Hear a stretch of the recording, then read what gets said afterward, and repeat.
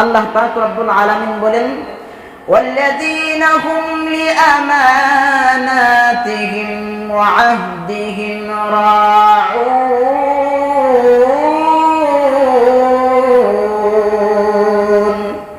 আল্লাহ তাআলা বলেন, যারা আমানতদারিতা রক্ষা করে এবং যারা ওয়াদা খেলাফ করে না, ওয়াদা রক্ষা করে, যারা আমানতের খেয়ানত করে না, আমানতদারিতা রক্ষা করে, তারাই হলো খাঁটি মুমিন। আল্লাহর পয়গম্বর বিশ্বনবী কেমন আমানতদার ছিলেন, সাহাবা একরাম কেমন আমানতদার ছিলেন, তাবেঈনগণ কেমন আমানতদার ছিলেন, আর আজকে বর্তমান যুগের মানুষ কেমন আমানতদার।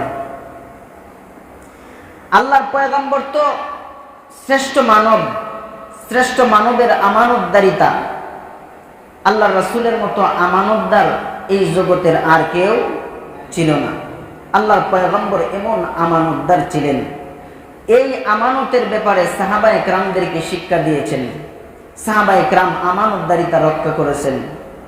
আল্লাহর পবিত্র কোরআনের ভাষ্য অনুযায়ী নবীজি সাহাবা একরাম তাবেঈনদেরকে একের পর এক এই আমানতের শিক্ষা এখন পর্যন্ত আছে, কিন্তু বেশি অংশ মানুষই এই আমানতদারিতা রক্ষা করছে না, আমানতের খেয়ানত করছে।